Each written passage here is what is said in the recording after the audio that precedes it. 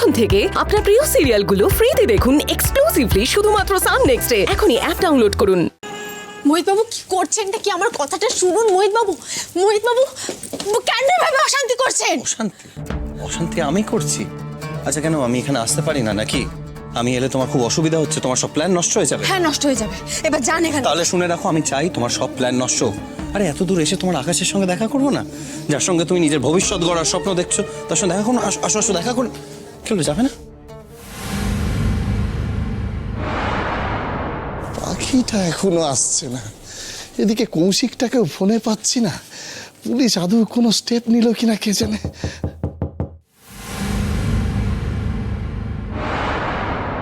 কিরে, কোথায় ছিলিস তুই? আমি কতবার তোকে ফোন করছি, আকাশের ফোন থেকেও ফোন করলাম।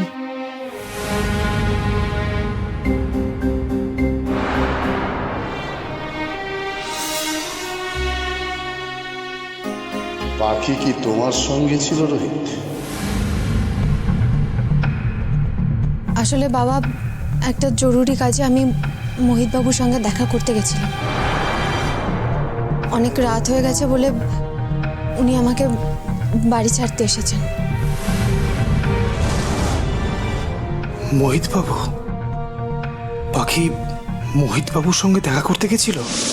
আমার পার্টনার অশোক মুখার্জি, স্পিড সাইকেলের মালিক, যারা তোমাদের কম্পিটিটর, তার একটা ছেলে আছে মোহিত মুখার্জি, এই স্পিড সাইকেলের নতুন সিইও। ভীষণ ট্যালেন্টেড, এই বিজনেসটাকে কিভাবে হ্যান্ডেল করতে হয় খুব ভালো করেই জানে। তোমাকেও ঠিক সেরকম ভাবে শিখতে হবে। আমি জানি তোমার বাবা চায় না যে তুমি বিজনেস শেখো, তুমি চিন্তা করো না, আমি তোমাকে শেখাবো। পারবে তো আকাশ? পারবে তো? পারবো আঙ্কেল, নিশ্চয়ই পারবো।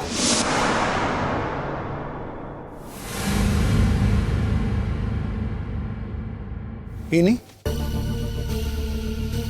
হে কি আকাশ, তুমি ওনাকে চিনতে পারছো না? উনি তো সেদিন আমাদের অত বড় সাহায্য করেছিলেন। উনি তো মোহিত মুখার্জি, ওই স্পিড সাইকেল কোম্পানির মালিক অশোক মুখার্জির ছেলে। চিনতে পারছো?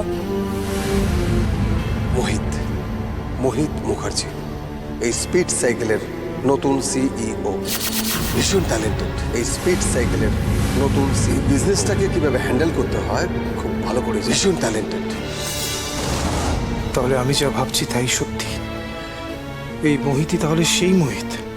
কিন্তু মোহিত আর পাখি একসাথে কি করছে? স্পিড সাইকেলের সাথে পাখির কি সম্পর্ক?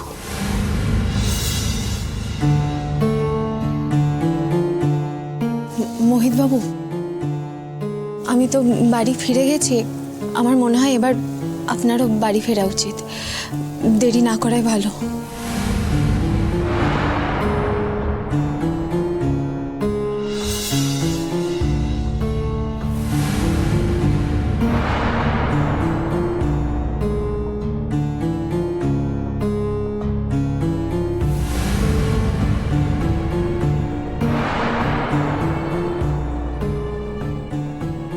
আকাশ, কি হয়েছে তোমার? শরীর খারাপ করছে? এত ক্লান্ত লাগছে কেন তোমাকে? আমাকে বলো, কি হয়েছে তোমার?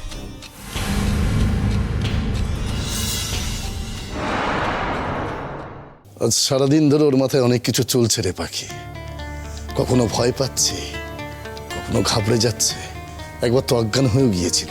আসলে টুকরো টুকরো অনেক স্মৃতি ওর মাথার মধ্যে ভেসে আসছে, কিন্তু পুরোটা ও এখনো মনে করতে পারছে না। তোমাকে এবার মনে করতেই হবে আকাশ। আসল অপরাধী দিনের আলোয় এখনো ঘুরে বেড়াচ্ছে, তাকে শাস্তি দেওয়ার সময় এসে গেছে। জানিস, আজ আমি পুলিশে রিপোর্ট করেছি পাখিমা,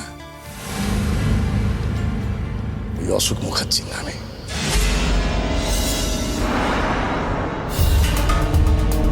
কিন্তু বাবা, বড় কর্তা আসল দোষী নয়। বারবার তুই এই কথাটা কেন বলছিস পাখি?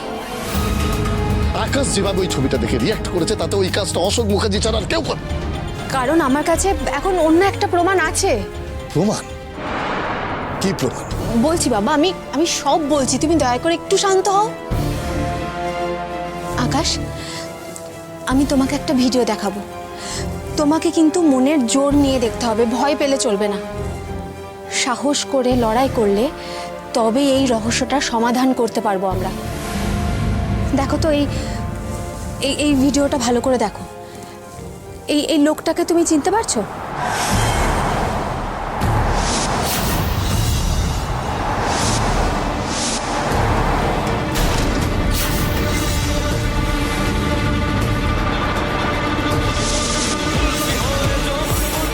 আঙ্কেল, কেকটা তোমার জন্য। Thank you. আয়ুষ্মানের নামে ওর মনের ভিতর এমন বিষ ঢেলে দিয়েছি যে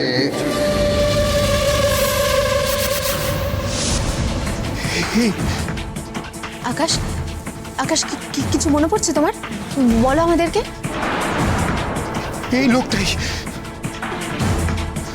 লোকটাই আমার আঙ্কেল ছিল।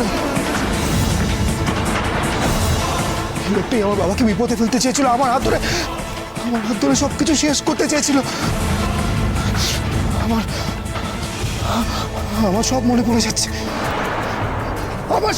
পড়ে যাচ্ছে, আকাশ, আকাশ আরো ভালো করে ভাবো। এই লোকটা তোমার সঙ্গে আর কি কি করেছে একটু মনে করার চেষ্টা করো। এই লোকটাকে আমি আমার বাবার থেকে বেশি ভালোবেসেছিলাম।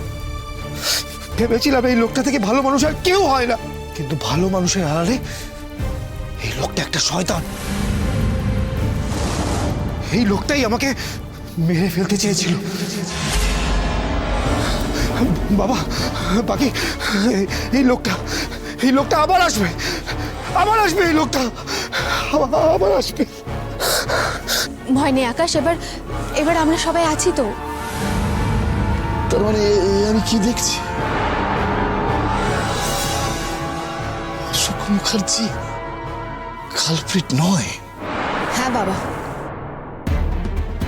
এতদিন ধরে আমি তোমাকে এটাই বোঝাতে চেয়েছিলাম যে আসল শয়তান অশোক মুখার্জি নয়, আসল শয়তান হলো ওই অম্বরীশ গাঙ্গুলি।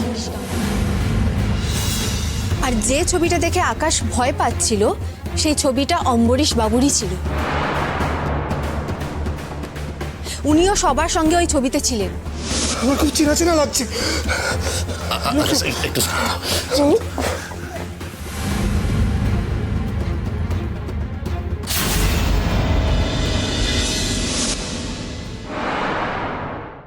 না,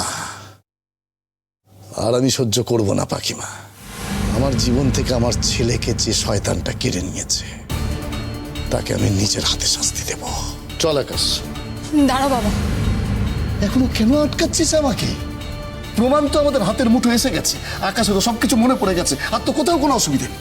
আমি সব জেনেও চুপ থাকতে বাধ্য হচ্ছি বাবা।